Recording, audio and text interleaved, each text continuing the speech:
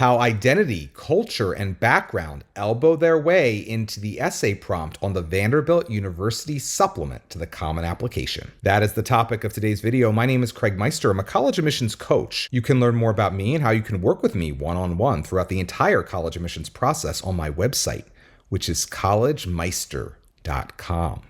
And if you're interested in learning about whether you are or your student is on track for selective college admission in the United States of America, visit areyouontracktogetin.com. Again, that's areyouontracktogetin.com, at which you will complete a free 3-minute assessment. Your results will be emailed to you right away, and they will help you clarify whether or not you are or your student is on track for selective college admission in the United States of America. For many years, please briefly elaborate on how one of your extracurricular activities or work experiences has influenced you was the sole prompt you would find when completing the first-year application to Vanderbilt on its supplement. That was the only supplementary question asked of first-year applicants to Vanderbilt. But then recently, Vanderbilt also added this prompt: Vanderbilt University values learning through contrasting points of view. We understand that our differences and our respect for alternate views and voices are our greatest source of strength. Please reflect on conversations you've had with people who have expressed viewpoints different from your own. How did these conversations or experiences influence you? So that was like an adjunct. That was sort of another option if you didn't want to answer the prompt about elaborating on one of your extracurricular activities. But that was not enough for the powers that be at Vanderbilt, who are clearly quite status conscious, because they're now all about getting a new campus in Palm Beach, West Palm Beach, Florida. They're all now about getting a new campus in New York City, Manhattan to be exact. So you know that the individuals over at Vanderbilt are very much into status items. And what is one of the greatest status items to demonstrate your status? Well, obsession with identity, culture, and background, also known as DEI. Let's take a look at Vanderbilt University's 2024-2025 required supplemental essay prompt on the Vanderbilt University Supplement to the Common Application. Gone are the days of elaborating on an extracurricular activity or talking about differing perspectives. Now it's all about identity, culture, and background. Vanderbilt University's motto is Latin for dare to grow. In your response, reflect on how one or more aspects of your identity, culture, or background has played a role in your personal growth and how it will contribute to our campus community as you dare to grow at Vanderbilt. Now, you have up to 400 words, but you can go as few as 200. And let's say you don't want to talk about your race or your religion or your family's cultural heritage. You can, of course, talk about other aspects of your identity, which is quite inclusive if you think about it. You can talk about being a computer science geek, or being really into fashion, or really into baking, or really into skiing. I mean, those are all things that could theoretically be part of your identity. So don't feel as though you must focus on what Vanderbilt created this essay prompt to focus on, which is, of course, race. Vanderbilt created this prompt in order to get around the Supreme Court ruling in 2023 that said colleges and universities in the United States of America are no longer able to consider a student's racial status when making admissions decision. However, colleges like Vanderbilt have interpreted that to mean that they can still consider a student's racial experiences when evaluating and assessing and ultimately deciding to admit students to its university. So that's why this essay prompt exists. Vanderbilt clearly wants to try to get more types of certain races on campus, and that is why this prompt exists. Now, you may not be from one of those races that Vanderbilt University is targeting to increase its numbers in. And so all you can do if you are not in one of those select races, is you can just be the loudest, proudest version of yourself here.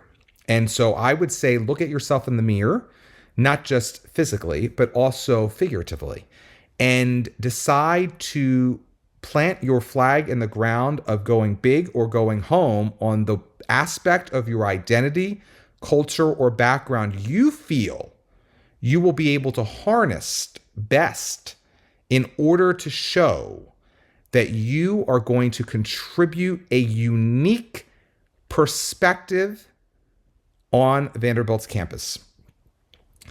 That's really what you need to do if Vanderbilt's prompt is legal.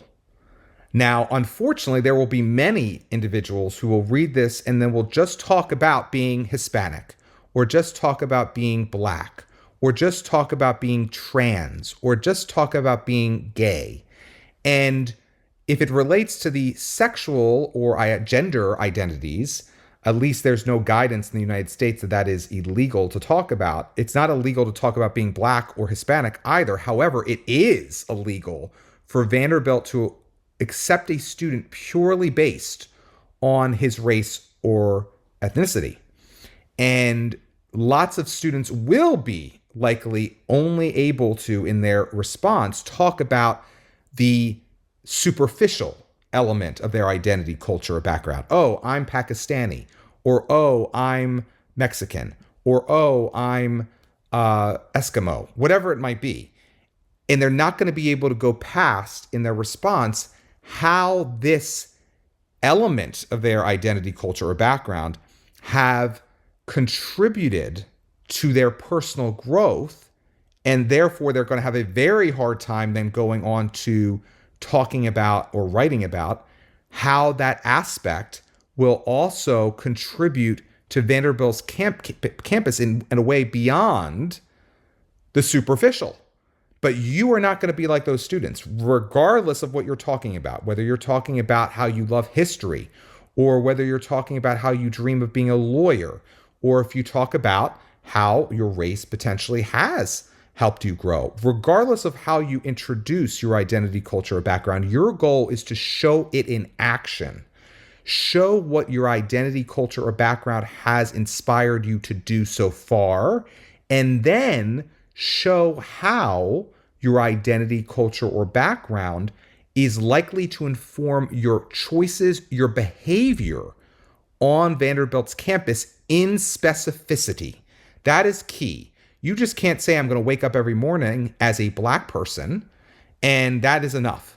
No, you are going to show how, as a Black person, you have grown in way X, Y, or Z, and you anticipate growing in way A, B, or C as a Black person at Vanderbilt, and that's going to metastasize itself or show itself by you doing KLNM or LMNOP or whatever. Do you see what I'm saying? Like, you basically have to show how that is the seed that is ultimately going to motivate you or inspire you to do 1, 2, or 3 different things on campus. And they need to be very specific things, like joining this organization or making it better or being a more dynamic individual in terms of class conversations or sparking debate at the dining hall or leading this initiative.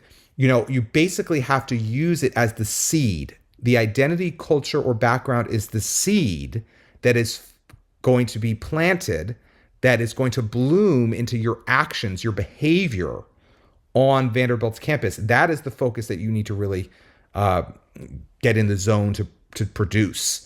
And this is true regardless of whether you're picking off this aspect of your identity, that aspect of your identity, this aspect of your culture, that aspect of your culture, this aspect of your background, or that aspect of your background. It doesn't matter if you're white, Black, or anywhere in between. It matters where you run with it. When I started drinking cold water to help me lose weight, my friends laughed at me, but when they saw how fast I was changing, they started doing it themselves. Apparently, thousands of women are already doing this every morning by adding one unusual ingredient to a glass of cold water. You've probably heard that as you get older, your body will never be the same. You'll have to accept it's harder to lose the extra pounds around your waist, the the shapeless baggy clothes and unflattering photos, and the aches and pains and tiredness all the time. But what if I told you that's not true at all? What if I told you that there's a simple drink you can make at home that can help lose weight in weeks without starving yourself or spending hours at the gym? Sounds too good to be true, right? That's what I thought too until I saw my auntie at a family party. I didn't even recognize her at first until she came over to say hi. It was crazy. She was literally half the size from when I'd last seen her. I asked her what her secret was, and she told me about this cold water tweak that she'd seen on TV. She said it was a simple drink that she made every morning using ingredients that she found at her local grocery store. She said it apparently cleared some sort of blockage that had built up and stopped her body from burning fat like it should. She said it was easy to do, and it only took 7 seconds each day. She said she lost a load of weight in the first few weeks and kept it off ever since. She said apparently thousands of people were doing it and seeing the same results. I was skeptical, but I decided to give it a try, and boy, am I glad I did. The weight started dropping off just like that. I couldn't believe it. I felt like a new person. I could fit into my old jeans and dresses again. I had more energy and confidence than ever before, and the best part is, I was still eating all my favorite foods. It just didn't seem to matter. And get this, even my own doctor started doing this himself after seeing how fast I'd improved. If you want to see this special morning drink for yourself, just tap the link below and see this short free video that shows you everything you need to know. Trust me, you won't regret it. I hadn't even realized at the time how much my weight had been affecting me, like not wanting to leave the house so no one would see me, or never finding clothes I'd look good in, or getting winded just going up some stairs. And hey, the look on friends and family's faces when they see how much I've lost is worth it alone. Finding this is the best thing that ever happened to me, so I take every chance I get to share it with others who might be struggling like I was.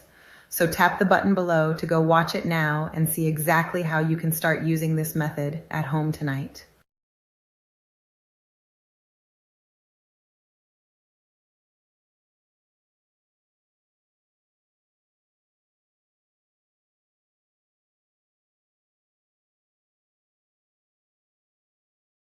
When I started drinking warm water to help with my memory, my friends laughed at me.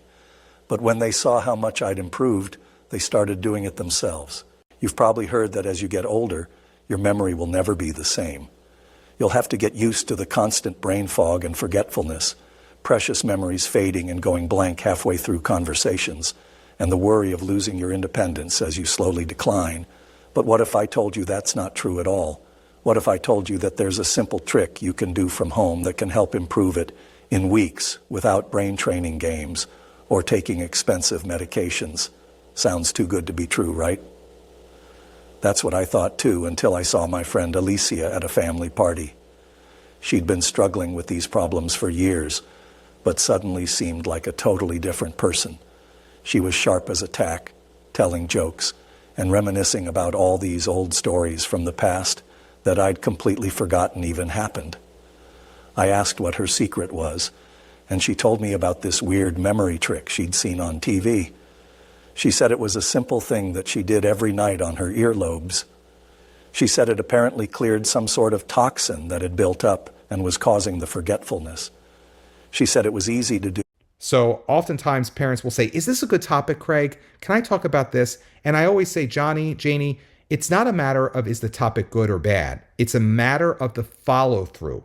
So you can pick any aspect of your identity, culture, or background here, as long as you can draw a straight line between it and how it has impacted your actions, your behavior, your growth so far, and how it will continue to contribute to your behavior and actions on Vanderbilt University's campus, if you should be so lucky to be accepted to this august university in Nashville. But again, apparently that was not enough. Now they're spreading the web to the East Coast, and namely, of course, Palm Beach County and Manhattan.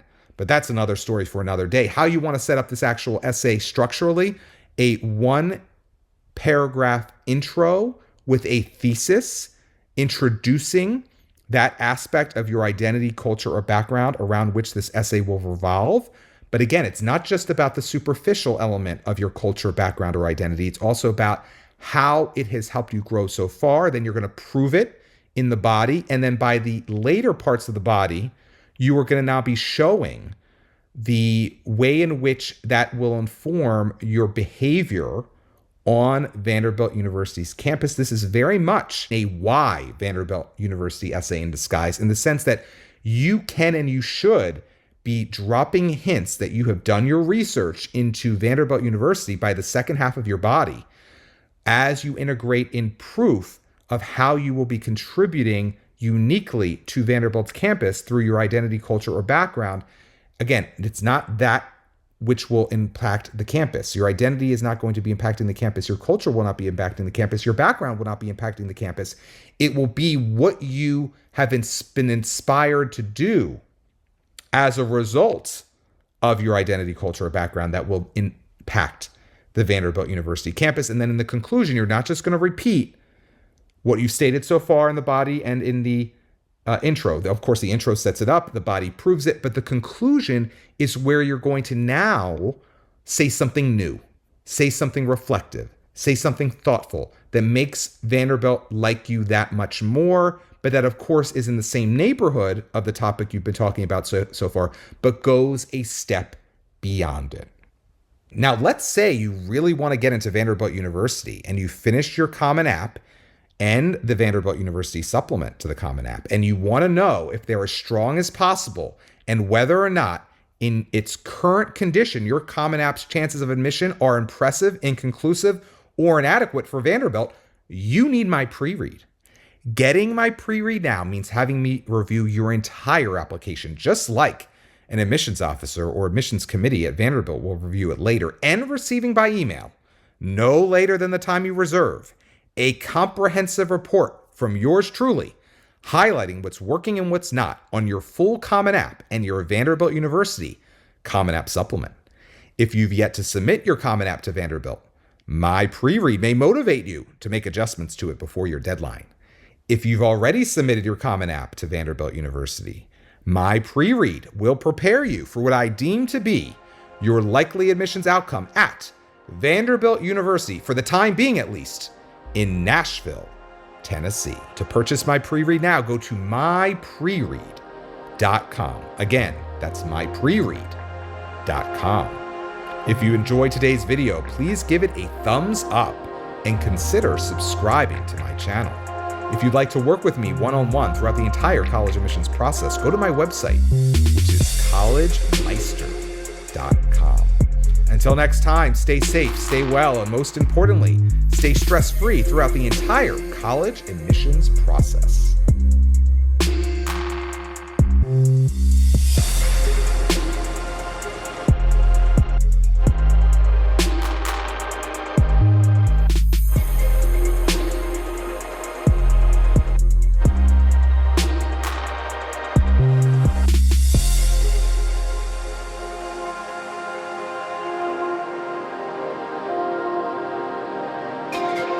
This is how I start every day. It's great for mineralization, detoxification. It's all about this lemon, would you believe it? I drink this top of the morning. I cut it in half.